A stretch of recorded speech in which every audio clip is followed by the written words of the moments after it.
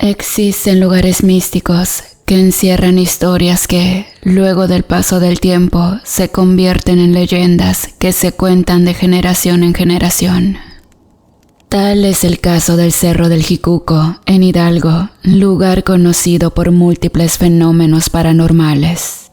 Además de ser popular entre los lugareños por los múltiples avistamientos de brujas y nahuales en esa región. Hay una frase que dice: nunca desafíes a una persona que no tiene nada que perder, porque al haber perdido todo, también habrá perdido el miedo.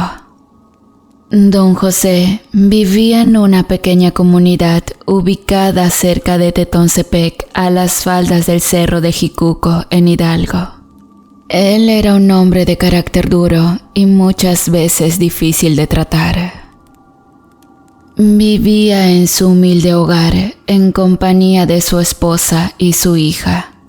Dicen los que lo conocían que él ya no era ni la sombra de lo que un día fue, pues era un hombre alegre, muy amiguero y querido por el pueblo. Además, le gustaba practicar la charrería. Se dice que tiempo atrás se dedicaba a arrendar caballos y criar sus animales. Lo difícil fue que por azares del destino, toda su vida cambió repentinamente, pues sufrió un accidente cuando su caballo lo arrastró mientras practicaba una suerte de charrería.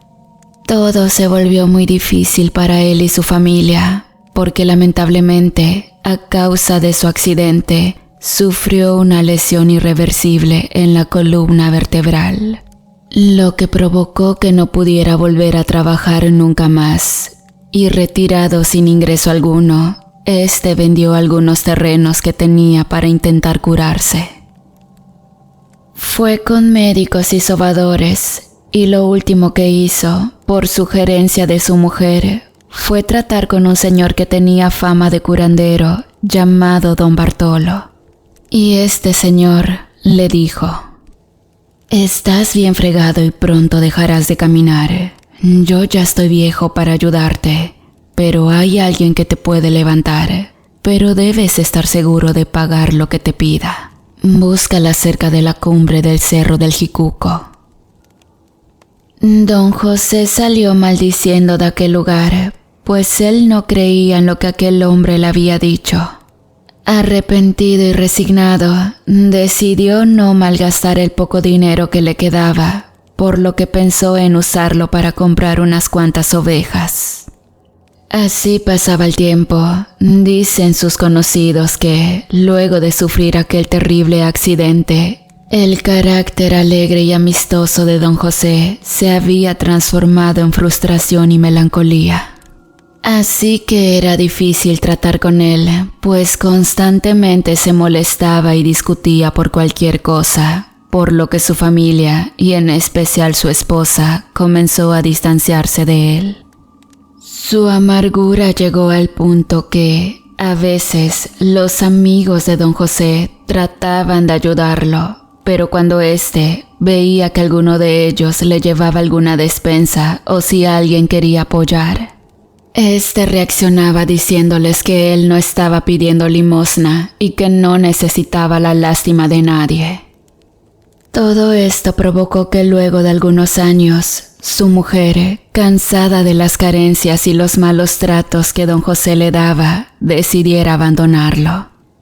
De la misma manera, su hija, de nombre Antonia, quien, cansada del maltrato de su padre, se iba a fugar al pueblo vecino con un hombre mucho mayor que ella, quien se llamaba Aurelio, que había sabido aprovecharse de las circunstancias para convencer a la joven, pues esta era muy bonita.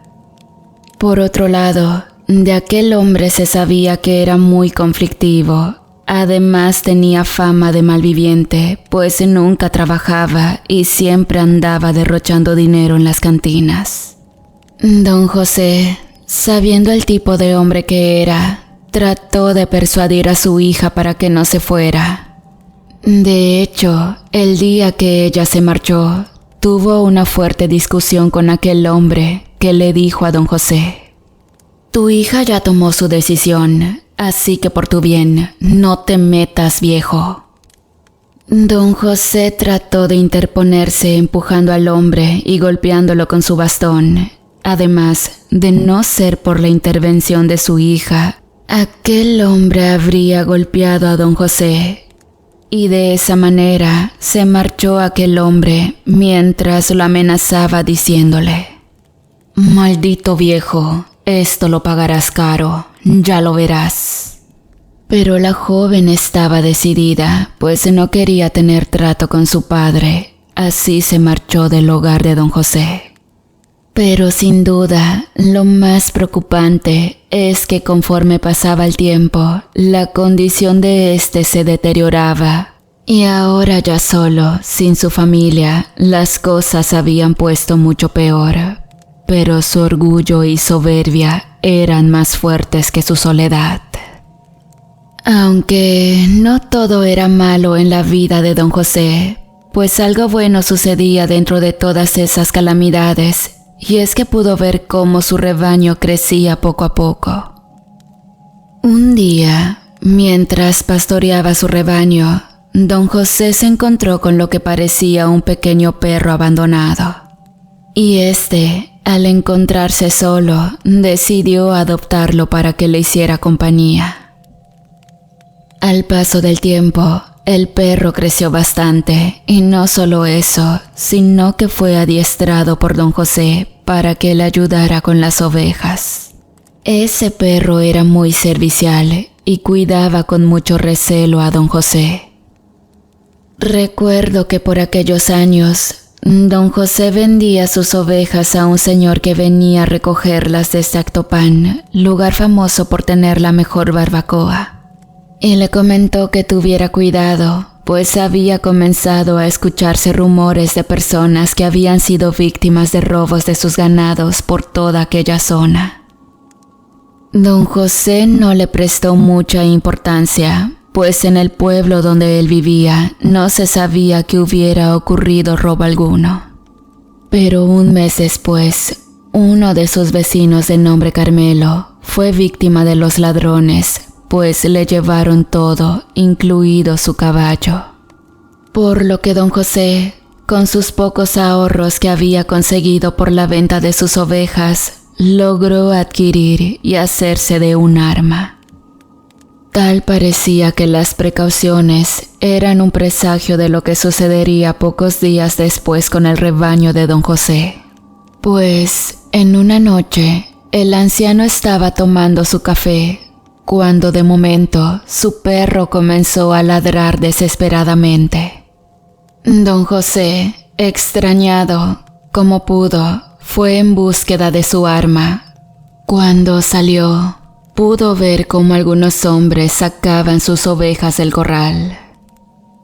Don José disparó a los ladrones sin lograr dar con el blanco. Y en el otro extremo de su corral, su valiente perro atacaba a otro de los ladrones. Pero lo más triste para el hombre fue ver cómo su perro era balaceado por otro de los hombres. A pesar de todos sus esfuerzos y el sacrificio de su perro, aquellos hombres lograron su cometido aquella noche, pues se llevaron todas las ovejas de aquel anciano.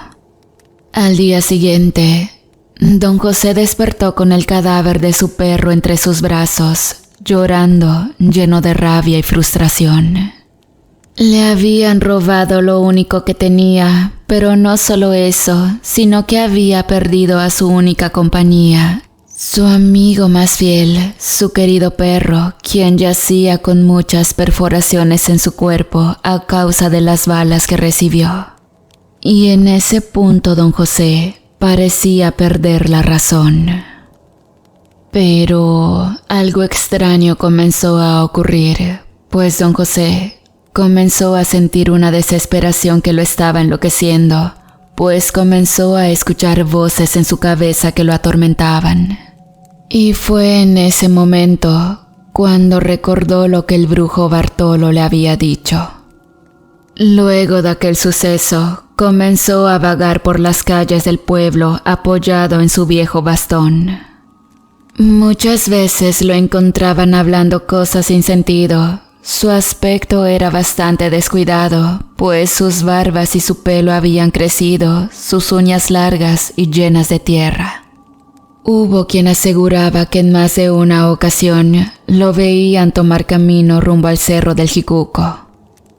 Así pasaron los meses, en los que no se supo nada de don José. Mientras tanto, en los alrededores, los atracos y robos de ganado estaban a la orden del día.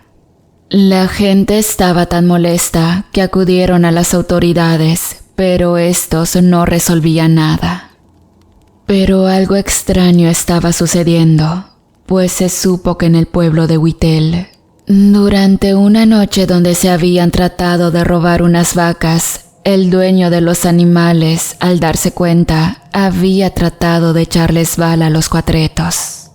El hombre decía que en lo oscuro de la noche solo se pudo ver algo como un enorme perro que había atacado a los maleantes.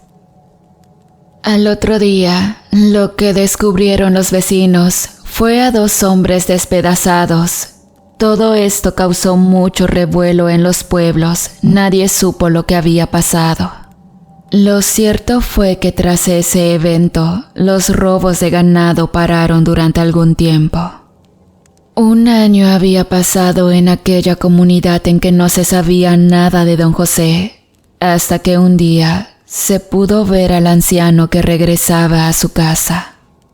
En un momento de lucidez, al ver su hogar casi en ruinas, lo hizo reflexionar.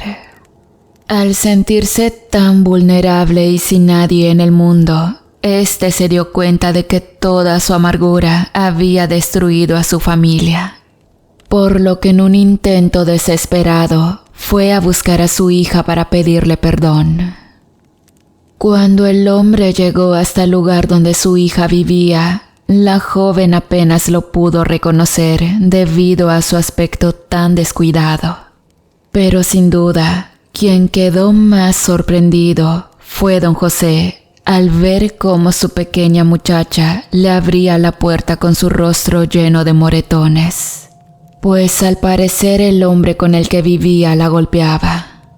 La joven, extrañada y llena de vergüenza al ver a su padre, trataba de ocultar inútilmente su rostro maltratado, cubriéndose con su cabello. «Hija, pero ¿qué es lo que te han hecho?»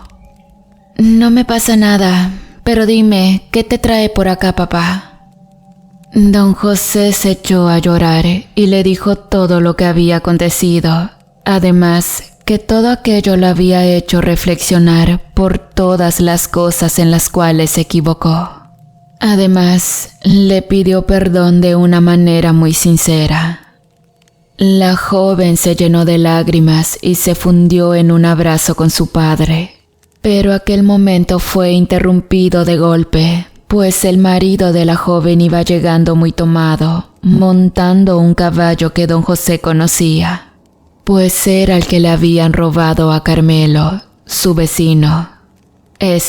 Al ver a don José, le preguntó qué estaba haciendo en su casa y don José le dijo: «Desgraciado, ¿por qué has golpeado a mi hija? Tú menos que nadie tiene por qué cuestionarme cómo la trato, ¿o ya se te olvidó la vida tan mala que tú le dabas? Además, yo no tengo que discutir nada contigo, viejo, pues ella me pertenece. Mejor lárgate a cuidar tus animales, si es que aún te queda alguno. Desgraciado, eres tú quien está detrás de todos los robos». Aurelio seguía burlándose de su suegro y le dijo a su mujer: «Oye, mejor dile a ese viejo que se largue o verás cómo te va a ir». La joven, quien se veía asustada, no le quedó más remedio que pedirle a don José que se retirara y que nunca más la fuera a buscar. «No te preocupes, hija, ya verás que pronto no tendrás que preocuparte más». Y se fue don José de aquel lugar. Con el paso del tiempo, la gente pudo ver nuevamente a don José vagando y discurriendo por las calles del pueblo. Su hija, cada que podía y en escondidas de su marido, le procuraba comida. Pero en una ocasión, ocurrió algo que cambiaría la vida de aquellas personas. Y fue que el yerno de don José y algunos de sus amigos se encontraban bebiendo en la cantina del pueblo en compañía de algunas mujeres. Don José andaba cerca de ahí, caminando lentamente apoyado en su bastón, como divagando en su mente. Al verlo, los hombres quisieron divertirse con el viejo, así que uno de ellos, que era el hermano de Aurelio, le arrebató su bastón y se lo partió por la mitad. Lo extraño fue que don José, lejos de caer como estos esperaban, dejó de caminar encorvado y acercándose, les hizo frente. Pero fue ahí cuando el hermano de Aurelio se fue sobre don José a los golpes, pero don José lo tomó del cuello lanzándolo al piso con mucha facilidad. En eso, Aurelio arremetió sobre su suegro, dándole con la cuarta de su caballo. Dicen los que presenciaron todo, que el pobre anciano quedó molido a golpes. Lentamente y como pudo, se levantó y se fue rumbo a su casa, jurando que las cosas no se quedarían así. Y bueno, todo esto llegó a los oídos de la hija de don José, quien le reclamó airadamente a Aurelio, y este, abusando de su fuerza, la golpeó sin tocarse el corazón. En las casas de aquellos hombres comenzaron a amanecer animales muertos del monte, después fueron animales de sus corrales. Comenzaron a hacer guardia cuidando sus propiedades, hasta que llegó esa fatídica noche en la que se pudo escuchar disparos y gruñidos muy potentes como de alguna fiera. Lo extraño era que en aquellos lugares no se sabía de la existencia de animales de ese tipo. Al día siguiente, se supo que había un difunto en el pueblo, pues las campanas de la iglesia repicaban anunciando lo que nadie esperaba, pues el difunto se trataba del hermano de Aurelio.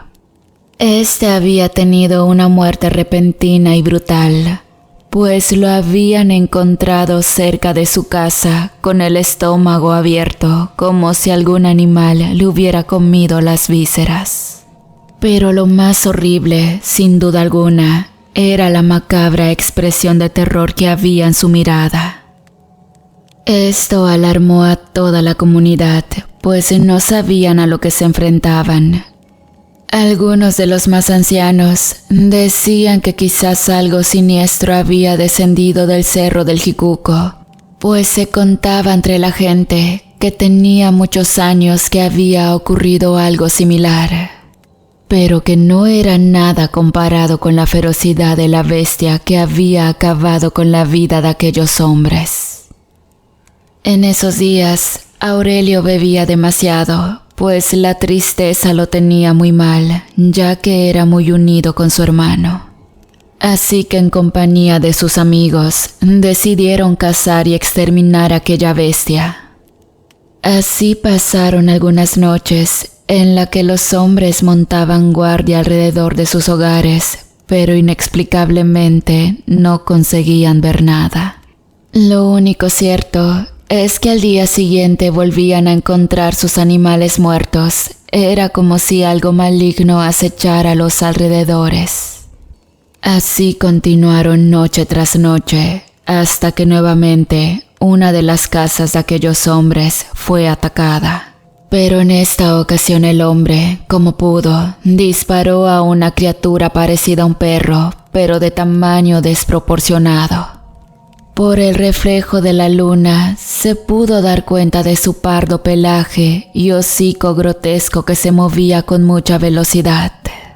Ya casi estaba amaneciendo y la luz de la luna permitía seguir un rastro de sangre. A medida que avanzaba, aquel hombre se pudo dar cuenta de que la sangre que perdía aquel animal era mucha. el rastro se dirigía rumbo a las faldas del cerro del Jicuco. Aquel hombre intentó de una y mil maneras encontrar aquel animal, pero todos sus intentos fueron inútiles, puesto que su caballo, nervioso, se paraba de manos como asustado. Por más que el hombre lo golpeaba, el caballo se resistía, derribando a aquel hombre, huyendo rumbo al pueblo. Total, que a aquel hombre no le quedó de otra que regresar caminando. Ya por la mañana fue a contarle todo a Aurelio y los demás hombres que platicaban entre sí y acordaron, ya con la luz del día, ir a buscar el cadáver de aquella bestia. Aurelio tenía deseos de venganza y más al saber que aquella bestia estaba herida, por lo tanto sería más fácil de cazar. Así, los hombres prepararon algunas cosas y se fueron a caballo rumbo al cerro. Mientras tanto, cerca de la casa de Aurelio, Antonia, la hija de don José, salió de su casa apresuradamente, pues alguien había tocado con mucha fuerza la puerta. Cuando ésta abrió, pudo ver el cuerpo de su padre tirado con una fuerte hemorragia en una de sus piernas. Esta gritó de la impresión. Don José trataba de calmarla y le preguntó por Aurelio.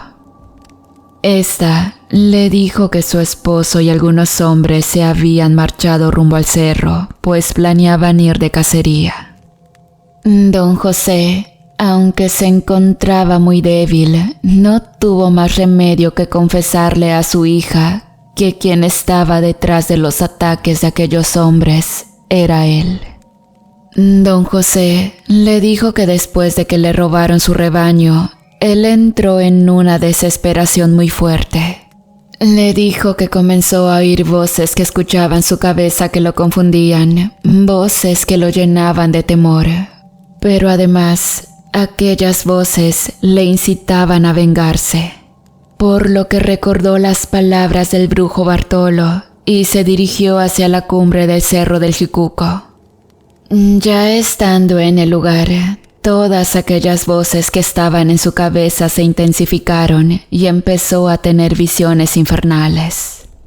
En una de esas visiones, pudo ver a lo que parecía un anciano que le dijo: «José, sé por qué estás aquí, sé que vienes a ofrecerme un trato, yo te puedo dar todo aquello que tú deseas». Yo te puedo dar los medios para que tú ejecutes esa venganza que tú quieres. A cambio, tú me tienes que dar tu alma. Don José le dijo a su hija: «Perdóname, hija, por todo aquello que yo hice, pero en la soledad en la que yo vivía, mi vida ya no tenía sentido. Cuando bajé de ese cerro, aquellas voces me seguían atormentando. Eran pocos mis momentos de lucidez y fue en uno de esos momentos en que vine a pedirte perdón. Pero hay algo que debo terminar, hija. Tengo que protegerte y después de ese día nunca más tendrás que preocuparte por aquel desgraciado de Aurelio». En eso, Antonia lloraba al ver a su padre con ese cuerpo tan cansado y maltratado y le dijo: «Por favor, papá, prométeme que volverás». «No, eso no te lo puedo prometer. A cambio, debes prometerme que nunca más permitirás que un hombre abuse de ti». La joven solamente movió su cabeza y ambos se dieron un abrazo. Después de eso, don José le pidió a Antonia que le ayudara poniéndole un torniquete en la pierna. Como pudo, la joven lo hizo y al terminar, don José se marchó en silencio a cumplir su venganza. Mientras tanto, ya en el cerro, Aurelio y los hombres trataban inútilmente de seguir el rastro de sangre. Los caballos estaban exhaustos, por lo que decidieron descansar un momento y hacer una fogata, pues la noche estaba cerca. Todos aquellos hombres iban fuertemente armados, pero lo que no sabían es que estaban siendo acechados. Cuando se dispusieron a dormir, 2 de ellos montaron guardia, pero pronto descubrirían que ir a aquel maldito lugar había sido el peor error de su vida, pues aquella bestia los emboscó, terminando con ellos de una manera espantosa, puesto que fueron desgarrados por las potentes garras de aquel nahual. Todo aquello provocó escándalo. Aurelio y el hombre que restaba se levantaron rápidamente, echando mano de sus armas, se pusieron en alerta. Pronto, Aurelio le hizo señas al otro hombre porque le parecía escuchar sonidos cerca de un claro que se veía cerca de ahí. El hombre temblaba. Cada paso que daba sentía que sus piernas desfallecían. Y en un momento lanzó disparos creyendo haber visto algo que se movía. Uno de ellos impactó el cuerpo de don José, lo que provocó un quejido de mucho dolor, pero fue inútil, pues aquel nahual, a pesar de estar herido, se movía con mucha rapidez y lo alcanzó, desgarrándole toda su espalda. Para ese momento, Aurelio temblaba lleno de terror y disparaba sin control hacia todas partes, pues su mente ya no pensaba con claridad. Cuando éste intentaba llenar el cargador de su arma, una majestuosa bestia caminaba erguida sobre sus patas traseras. Aurelio se estremeció a tal punto que no podía controlar el temblor en sus manos, por lo que las balas cayeron al suelo. Aurelio conoció el terror más grande de su vida en aquel momento, pues el nahual le dijo: «Desgraciado, ¿por qué no intentas golpearme así como lo haces con mi hija?». Aurelio no entendía lo que estaba aconteciendo, y en eso el nahual respondió: «Soy don José, y no sabes cuántas noches soñé con este momento. Tú te llevaste a mi hija, la maltrataste, y como si eso fuera poco, robaste mis animales, matando a mi perro. Ha llegado tu hora, y no sabes cuánto lo estoy disfrutando». Aurelio comenzó a llorar desesperadamente y a pedir clemencia, pero don José le dijo nuevamente: «No, maldito, tú no mereces piedad». Y en ese momento, aquel nahual se abalanzó sobre aquel hombre, clavando sus garras por todo su cuerpo, haciéndolo sentir el infierno en carne propia. Y bueno, cuenta la gente que de don José no se supo más. Por su parte, Antonia cada día de muertos lleva flores a una tumba sin nombre, en la que muchos dicen descansan los restos de don José, el nahual del Cerro del Jicuco.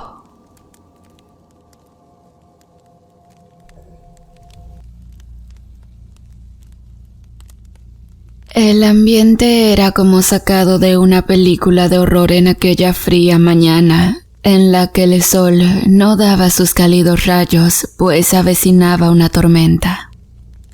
Moscas, cerdos y gusanos se daban un festín con aquellos 2 cuerpos en avanzado estado de descomposición. Ante el asombro y repulsiva mirada de los agentes del Ministerio Público que hacían los peritajes correspondientes. Estos habían sido informados por algunos vecinos que en una propiedad a las afueras del pueblo se percibía un nauseabundo olor.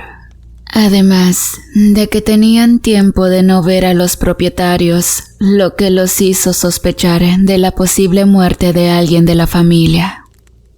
La identidad de las personas que habían sido encontradas en el lugar eran los padres de un hombre que todos conocían en la comunidad como Alejandro Monjo, cosa que se confirmó al entrar a esa vivienda.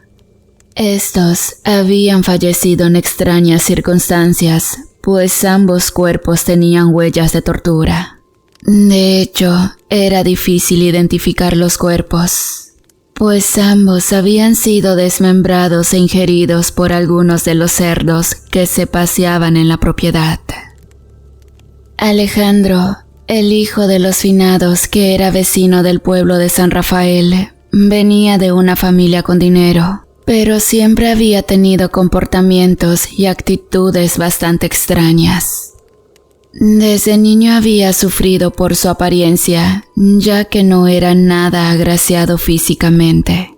De corta estatura y facciones poco pulidas, además de una calvicie prematura, por lo que le llamaban el monjo de manera despectiva. Sus padres habían venido desde Michoacán, para ser exactos de la ciudad de Zamora, cuando estos heredaron una propiedad que había sido de los abuelos maternos de Alejandro.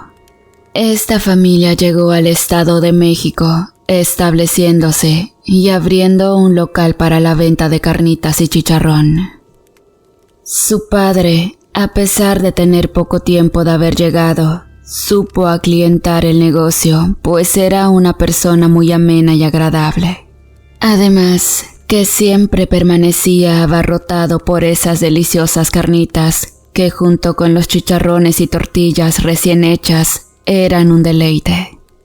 Dejaba buenas ganancias para la familia, que aparte de eso criaban sus propios cerdos, pues su propiedad era grande y se ubicaba a las afueras del pueblo. Pero, ¿saben? No todo era felicidad en la vida de la familia de Alejandro.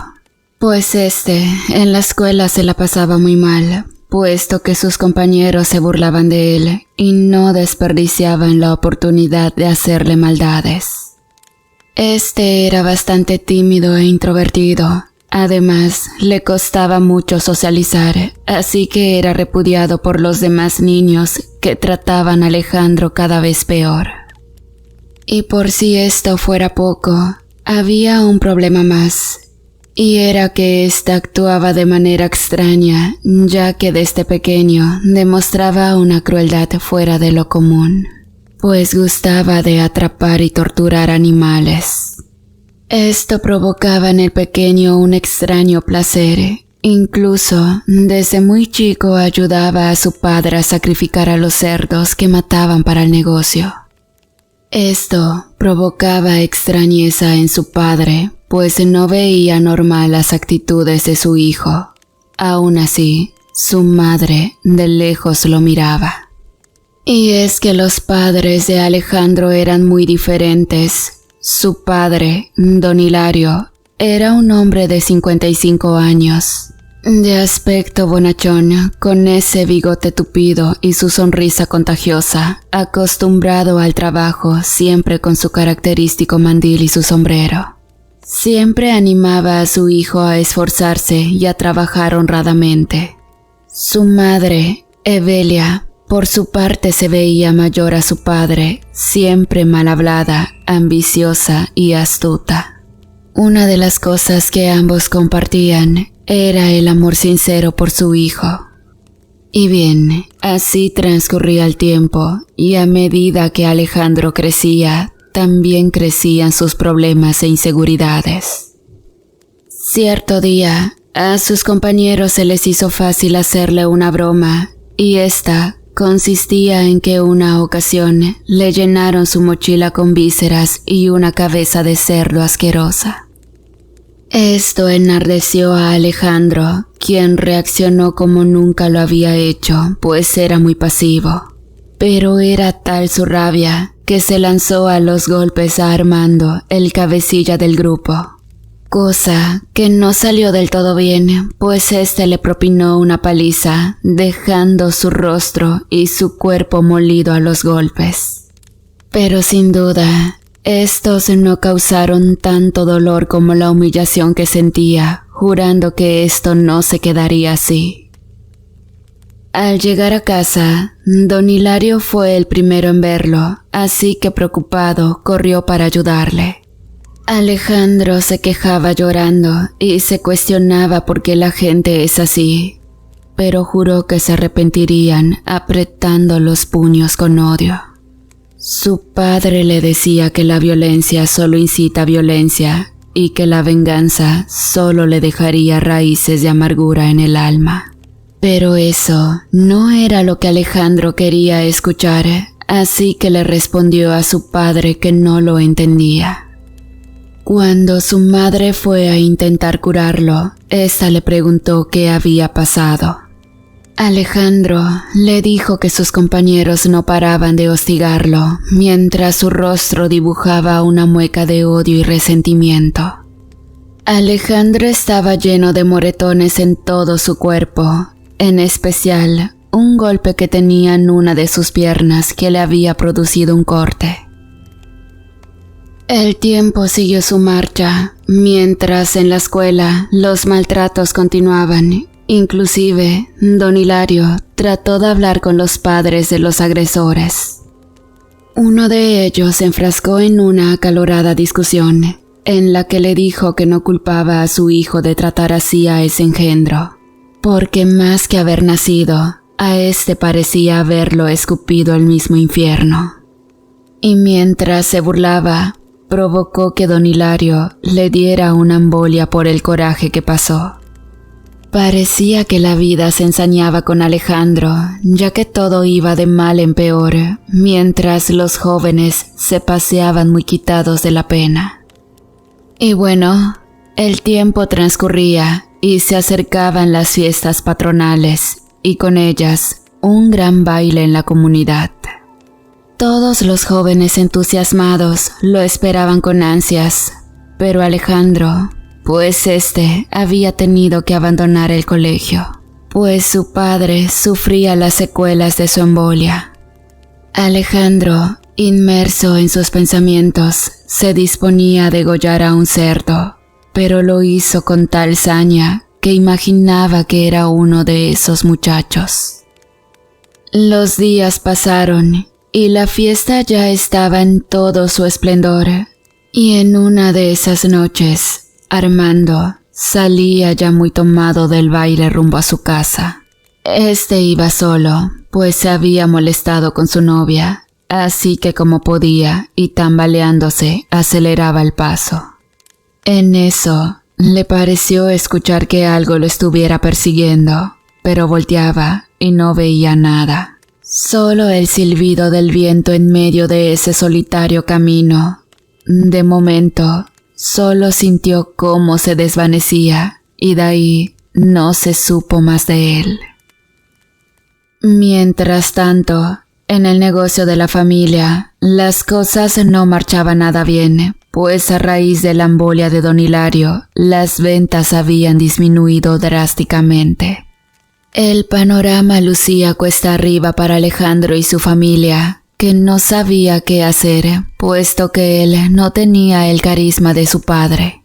Por el contrario, a la gente le repugnaba el imaginar que era Alejandro quien preparaba las carnitas. Un sábado por la mañana, el local se llenó inexplicablemente, y es que su madre corrió la voz que ese día las carnitas estarían a mitad de precio. Esto llenó de preocupación a Alejandro, quien al pensar que no habría mucha venta, solo sacrificó a un cerdo mediano. Pero su madre le dijo que no se preocupara, mientras sonreía de manera sospechosa. La gente quedó fascinada con las carnitas, así que ese día fue el inicio del repugnante negocio. Mientras en el pueblo no se sabía nada de Armando. Pero ese no fue un hecho aislado, ya que conforme pasaba el tiempo, entre la gente del pueblo se comenzaron a escuchar rumores de que algo merodeaba las calles. Pronto se suscitaron más desapariciones y en su mayoría de muchachos jóvenes, así que esto tenía a los pobladores con el alma en un hilo. Un día, Macario, un hombre que salía de la cantina, aseguró haber visto a un horrible animal de tamaño descomunal. No sabía cómo describirlo, solo decía que parecía como un cerdo de pelaje blanco, pero no tenía orejas, pero que corría muy rápido. Los rumores no se hicieron esperar, pues hay quien aseguraba que era algún animal de los que tenía la familia de Alejandro que se les había escapado. Aunque hubo otros que pensaban que quizás eran solo imaginaciones de un viejo borracho. Pero la gota que derramó el vaso fue que una noche, mientras Jaime estaba con su novia Marta, fueron atacados por la extraña criatura que lanzaba chillidos estridentes. Pudieron ver de cerca su horrible aspecto, y es que este para nada lucía como un cerdo normal, pues no tenía orejas, pero sus ojos se veían como llamas de fuego. Su tamaño era exagerado y su pelaje era blanco, pero en parte se veía como la piel de los perros cuando tienen sarna. Con su enorme hocico atacó a la pareja, que solo quedó paralizada con sus rostros llenos de terror e incredulidad. Aunque Marta alcanzó a huir, esta recibió múltiples mordidas por todo su cuerpo, lo que la puso al borde de la muerte. Cuando los primeros rayos del sol anunciaban el nuevo día, esta fue localizada por algunos de los vecinos que miraban con preocupación el cuerpo de la joven, quien aún consciente les advirtió de su atacante y de que éste se había llevado a Jaime. La noticia corrió como pólvora hasta los oídos de don Mateo, padre de quien desesperado intentó mover cielo, mar y tierra para recuperar a su hijo. Pero no sabían dónde iniciar su búsqueda, solo que atando cabos, comenzó a sospechar de la familia de Alejandro, pues él había sido quien le provocó la embolia a don Hilario en aquella fuerte discusión que tuvieron. Sin perder el tiempo, se dirigió a la casa de Alejandro para intentar hallar respuestas.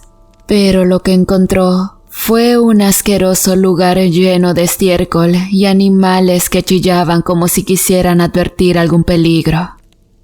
Al merodear, pudo ver en algunos casos tiznados llenos de manteca rancia, y era el lugar donde los cerdos eran sacrificados, pues en el piso se veían manchas de la sangre de los cerdos, en medio de un mar de moscas verdes que se daban un festín con los restos.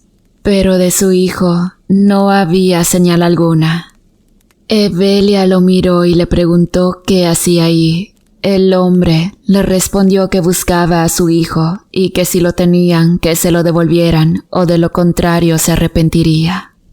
Ella le respondió que nadie la amenazaba y menos en su propia casa, así que le dijo que se largara por donde vino. Cuando salía del lugar, se dirigió a levantar una denuncia por la desaparición de su hijo y pidió que se investigara a Alejandro, pues tenía motivos de sobra por los problemas con los demás muchachos que lo convertían en el principal sospechoso. Los policías fueron y lo detuvieron como medida preventiva, pues los padres de los muchachos desaparecidos coincidían que Alejandro había amenazado a sus hijos. Resignado pero sin entender lo que pasaba, ingresó a los separos pensativo y con temor, pues nunca se había separado de sus padres. Pero la noche, envuelta en una espesa neblina, presagiaba que el mal andaba entre las calles de ese pequeño poblado. Pues ya pasada la medianoche, la horrible criatura regresó para terminar con la vida de Marta, quien sucumbió en la habitación de su casa, dejando una horrible escena entre vísceras y sangre esparcidas ante la mirada de incredulidad de su madre, quien quedó paralizada, ahogando un grito de terror en su garganta, quien se quedó como muda mientras era testigo de ese baño de sangre. A la mañana siguiente, las campanas de la iglesia repicaban anunciando la muerte de la joven, mientras en la comisaría, Alejandro era dejado en libertad a falta de pruebas. Al llegar a su casa, se encontró con su madre alimentando a los cerdos, mientras conversaba con un misterioso hombre que exigía con insistencia el pago que habían acordado. Esta, nerviosa y casi llorando, trataba de entregarle lo que parecía dinero, pero el hombre le reclamaba diciendo que eso no era lo que habían quedado. Alejandro, al ver a su madre en peligro, se abalanzó sobre el hombre, tomando el cuchillo que usaba para matar a los cerdos. El hombre soltó una carcajada, pero Evelia lo interrumpió, diciéndole que había algo que necesitaba saber, y era que Alejandro, en realidad, era su hijo.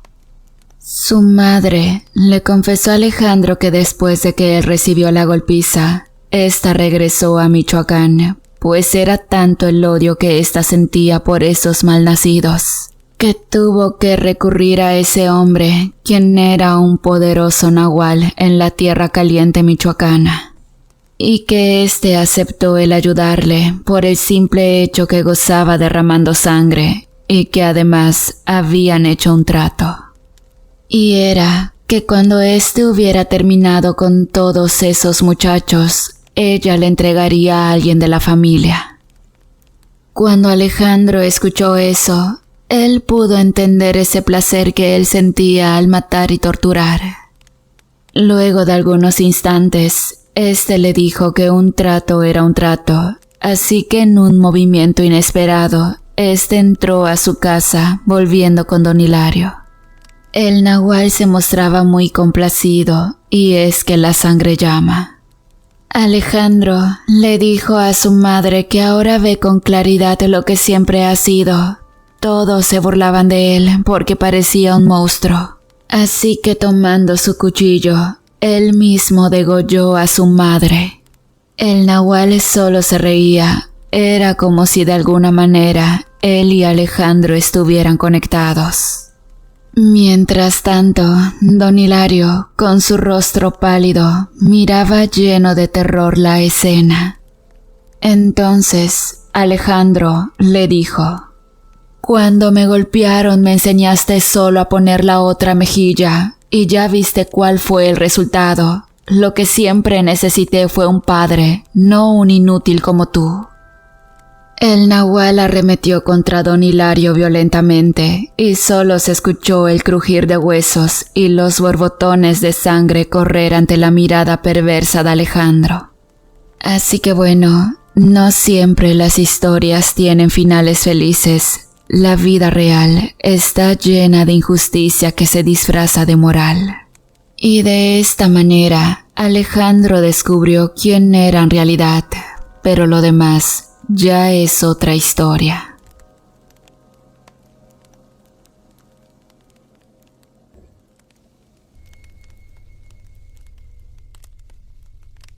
La historia que te voy a narrar el día de hoy me la contó mi abuelo y sucedió así.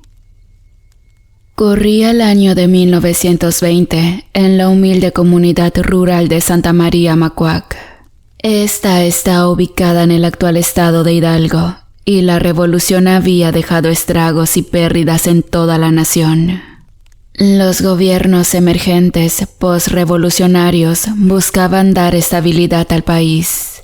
Aunado a eso, los caudillos y sus tropas trataban de reincorporarse a su nueva normalidad. Lejos estaban los saqueos, las batallas sangrientas, fusilamientos y toda la disciplina militar que había tenido que adoptar. Y en esa pequeña comunidad, en la que la mayoría se conocía, no fue la excepción. El protagonista de esta historia era el señor Fermín Hernández, que era el sostén de una familia tradicional de la época, numerosa como todas, con varios hijos e hijas que vivían en su humilde hogar, criando sus gallinas, vacas de ordeña y cultivando sus parcelas. La vida después de la revolución no era fácil. Muchas familias perdieron a sus seres queridos, y en las cercanías de esa localidad no había sido la excepción. Cerca de ese poblado, en la localidad de San Antonio, muchos de los vecinos del señor Fermín habían sido ahorcados por los revolucionarios. Esto por el simple hecho de trabajar en esa hacienda y no querer unirse al movimiento. Este hecho fue muy comentado porque los cuerpos de esos hombres permanecieron así durante muchos días como un grotesco espectáculo. Y fue justo después de ese suceso que el pueblo empezó a sufrir ataques de lo que parecían animales salvajes. Los animales de granja y de la calle se empezaron a perder y hubo muchos vecinos que fueron atacados durante las noches. Y al no haber ningún tipo de alumbrado, era difícil saber qué era aquello que los estaba acechando. Y es por eso que sospechaban que fueran coyotes que abundaban por los alrededores, aunque algunos otros decían que eran las ánimas de los ahorcados que clamaban justicia. Todos procuraban llegar temprano y encerrarse en su casa, sobre todo si tenían niños pequeños, ya que se habían perdido algunos recién nacidos. El señor Fermín era un hombre fuerte, bragado, de esos que aún vestía de manta, huaraches y sombrero ancho, pero que imponía donde quiera que se paraba. Era alto y de voz aguardientosa, cargaba siempre su pistola y no dudaba en usarla.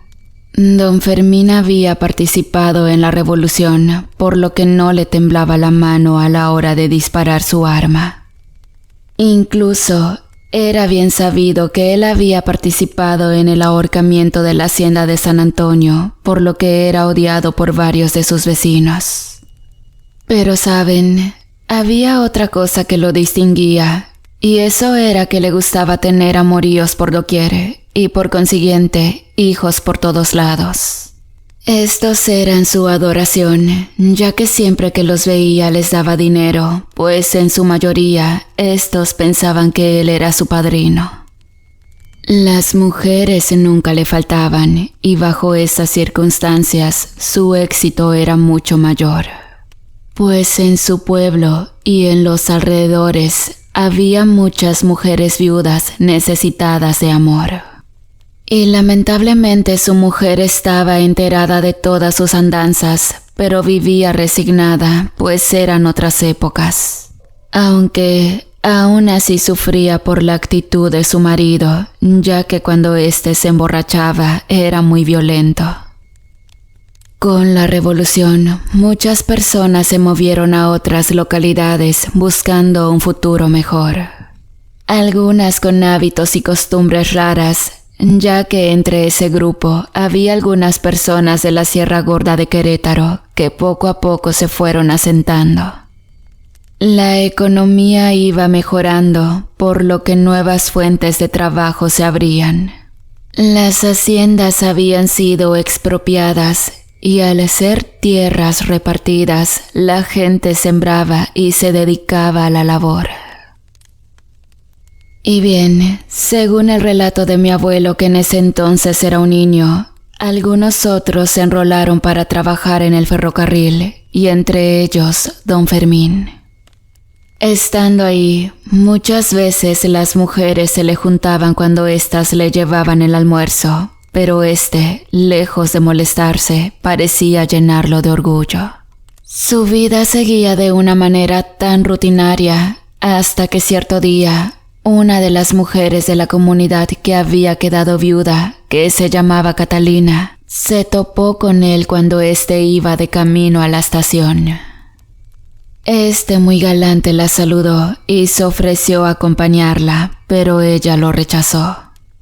Esto caló hondo en el orgullo de Fermín, pues no estaba acostumbrado a ser rechazado, así que no pensaba rendirse tan fácil para conquistar a Catalina.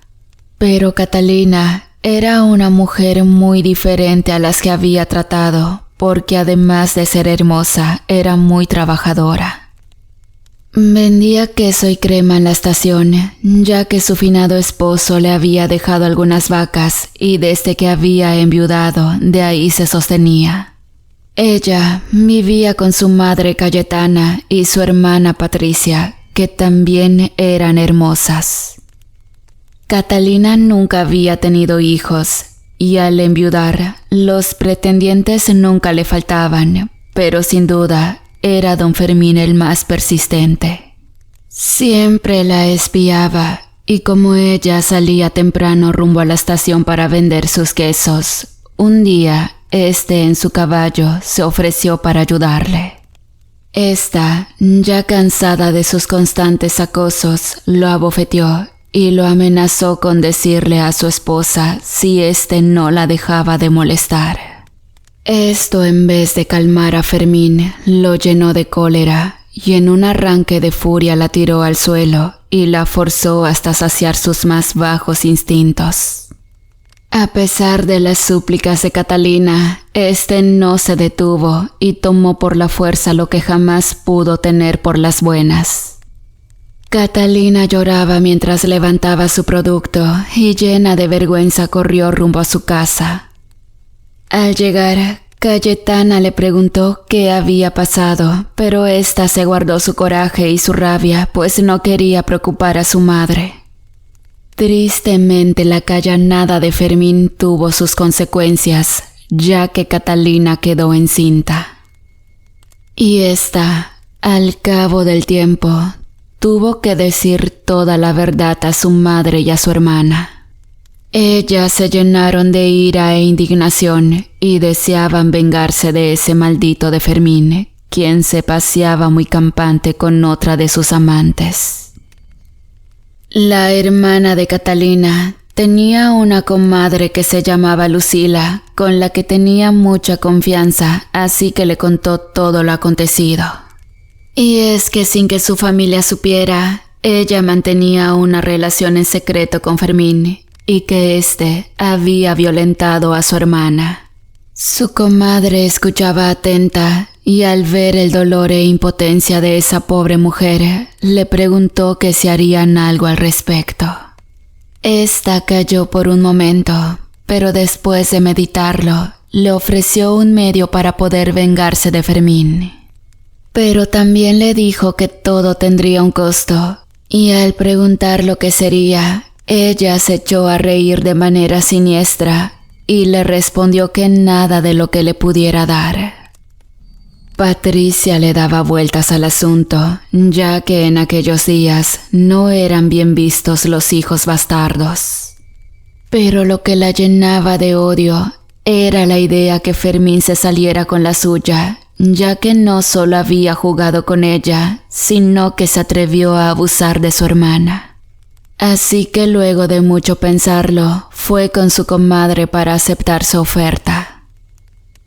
El tiempo transcurría y Catalina estaba a punto de dar a luz. Esta se había llenado de amargura y vivía preguntándose por qué ella. Si ella siempre había sido una mujer íntegra y no podía dejar de pensar en cómo sería señalada ella y su hijo que venían camino. Fermín no perdía el tiempo. Y ahora era Patricia, su hermana, quien tenía un romance con él. Al enterarse, Catalina sentía morirse, se sintió traicionada, pero eso era porque todavía no sabía la verdad. Esto tuvo como consecuencia que las hermanas se distanciaran, pues era tanto el coraje por lo que Fermín había hecho a Catalina, que ésta no comprendía el por qué su hermana, con la que siempre había sido tan unida, era capaz de semejante desfachatez. Y bien, el tiempo avanzaba, y por fin se dio el día del alumbramiento de Catalina. Esta, al ser primeriza, sufría de constantes contracciones, y era atendida precisamente por Lucila, que era la partera de ese pequeño pueblo. El parto, aunque complicado, fue exitoso, dando a luz a un hermoso varón. Catalina sentía una mezcla de emociones, pues siempre había deseado ser madre, aunque no de esta manera. Y al ver al bebé, le recordaba la vil forma en la que fue concebido, pero el amor de madre era más fuerte, así que terminó por aceptarlo. Desde la primera noche después de que el bebé nació, comenzaron a suceder cosas muy extrañas, pues los ruidos sobre las láminas del humilde hogar se volvieron muy recurrentes. Y fue una noche en la que Catalina estaba terminando de elaborar el queso que escuchó rasguños sobre las láminas, pero no como en las otras ocasiones. Cayetana, su madre, también se dio cuenta y cogió su rosario, pues sentía que eso no era algo normal. Alarmadas, corrieron donde se encontraba el bebé, pero ya no lo encontraron. Pero no solo él, sino que Patricia tampoco se encontraba. Esa preocupación se terminó convirtiendo en desesperación y gritando pedían ayuda con sus vecinos. Pero la verdadera razón era que Patricia se había llevado al bebé y se dirigía rumbo al camino de las ánimas. Así se le conocía al lugar donde fueron ahorcados los hombres de la hacienda durante la Revolución. En ese lugar se fue a encontrar con Lucila. Esta le había ofrecido el medio para cumplir con su venganza y era pactar con el innombrable ofreciendo la vida de su sobrino. Así que en medio de su malévolo ritual y en un acto sin misericordia le arrebataron la vida al pobre e inocente criatura. Acto seguido, en medio de su ritual, oraban en voz baja, pero sus oraciones eran casi gemidos lastimeros. Estas comenzaron a convulsionar y a sufrir una horrenda metamorfosis, lo que las hacía llorar de dolor. Y luego de algunos minutos, las dos mujeres quedaron convertidas. Lucila en un grotesco cerdo enorme de color negro, y Patricia en algo semejante a un perro más grande de lo común, con un hocico enorme y desproporcionado, con un pelaje poco tupido pero de color negro intenso, pero de complexión delgada. Esa noche, el pueblo se vio atacado por esos horrendos seres, pero había una casa en particular que se había vuelto su objetivo, y sí, me refiero a la casa de Fermín. La primera noche, las brujas nahualas atacaron las siembras de la familia. Ya el maíz había espigado y prometía una buena cosecha, pero lo que descubrieron al despertar fue toda su cosecha perdida.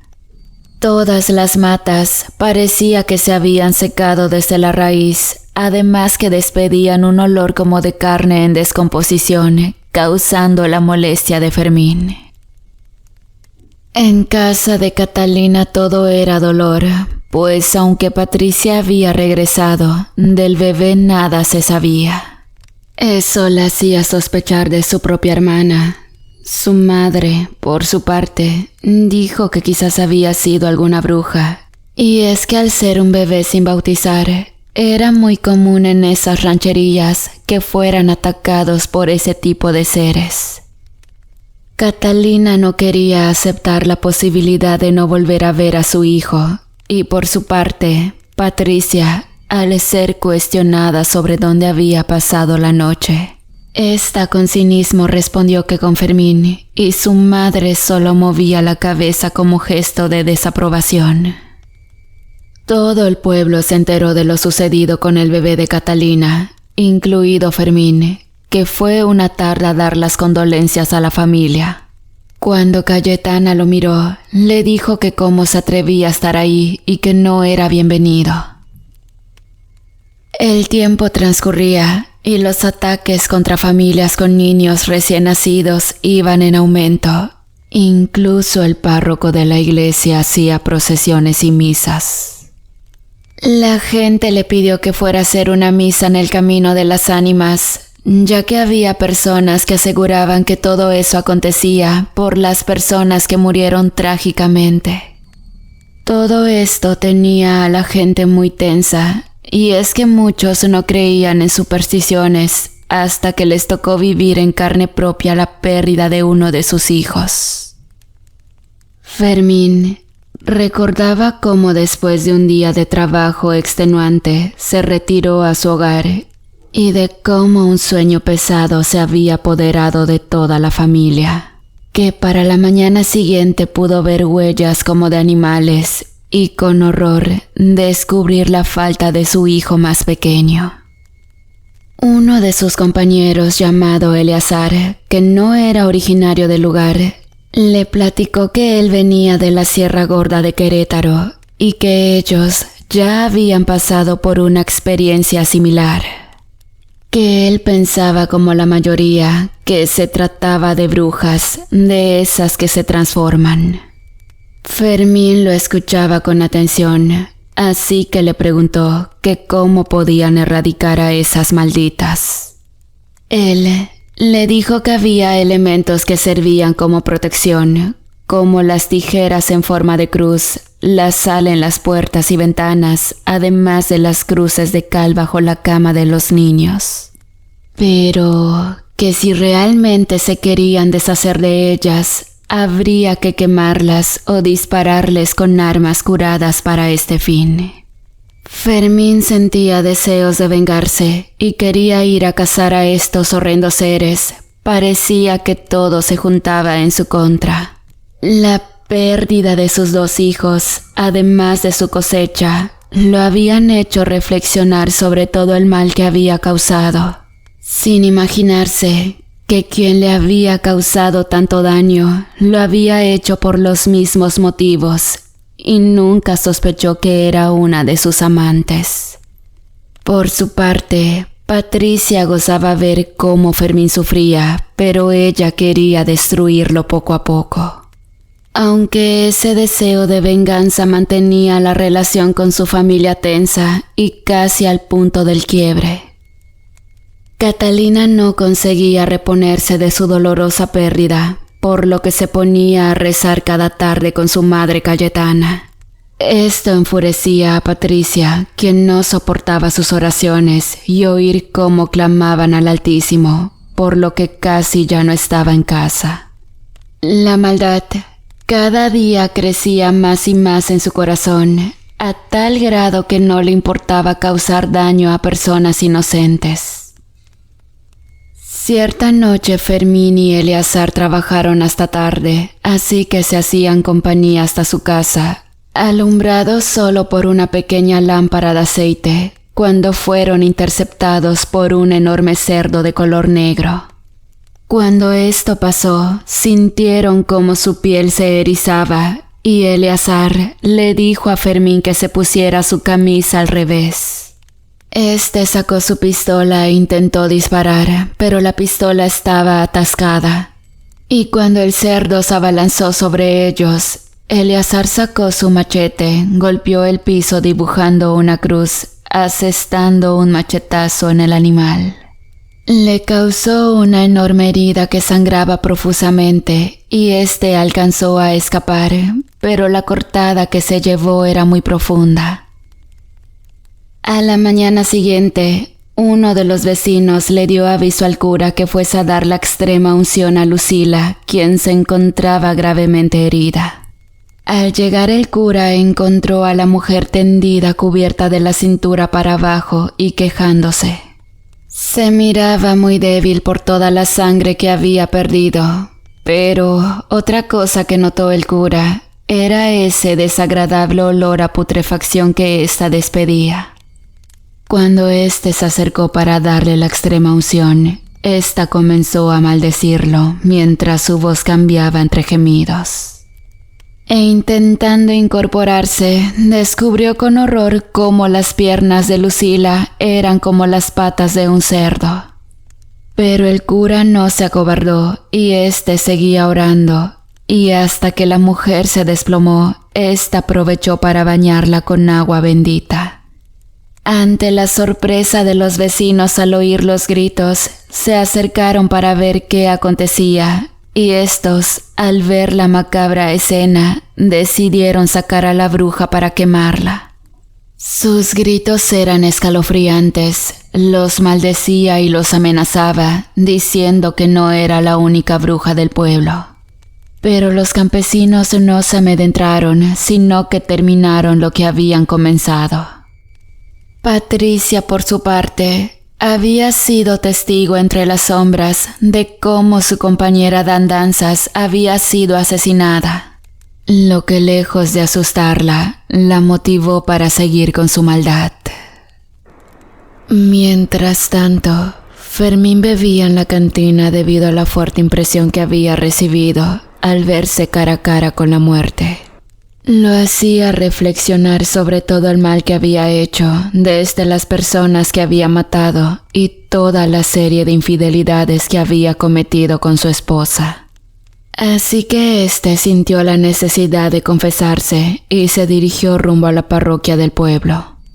Ya estaba oscureciendo y en eso miró a Catalina y a su madre que volvían del rosario.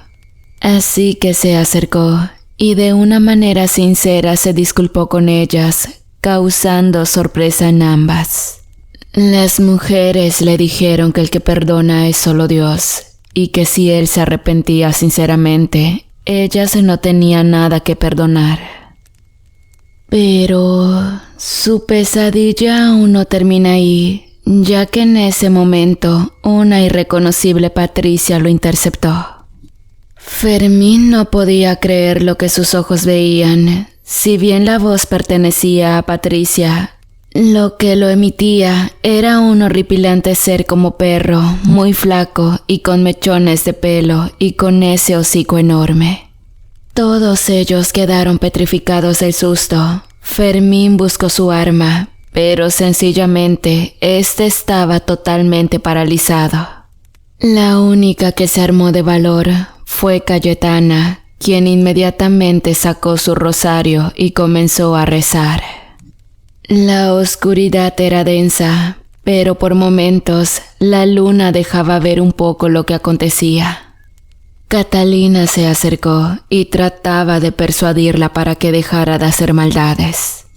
Ella le decía que Dios podría perdonarla si de corazón se arrepentía. Y fue ahí donde confesó cómo había adquirido su habilidad de transformarse. Todos quedaron indignados. Su madre lloraba y le reprochaba por tanta perversidad. Pero ella decía que Fermín era el culpable, así que era hora de que pagara. Y en esos momentos, uno de los hijos de Fermín que había ido a buscarlo gritó al ver tan horrible animal. La nahuala dijo que por fin tenía otro hijo más que arrebatar, pero ahora será testigo de cómo devora a su padre Fermín.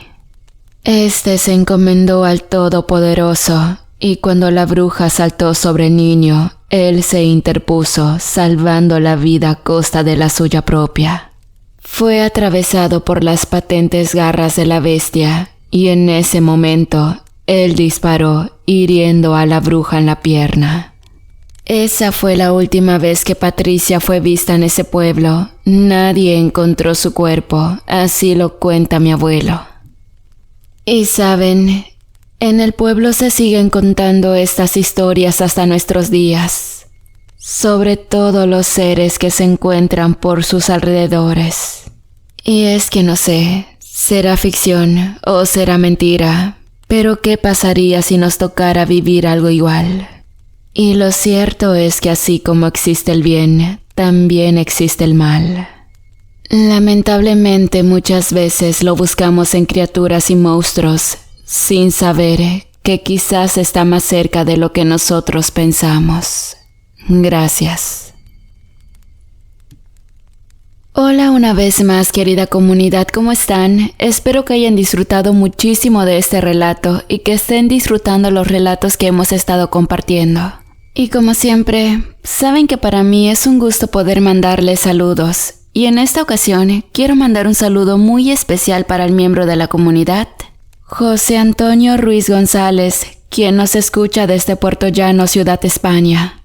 Y también un saludo muy especial para Carmen Colón, quien cumple 62 años el próximo sábado. Muchísimas felicidades, que te la pases muy bien.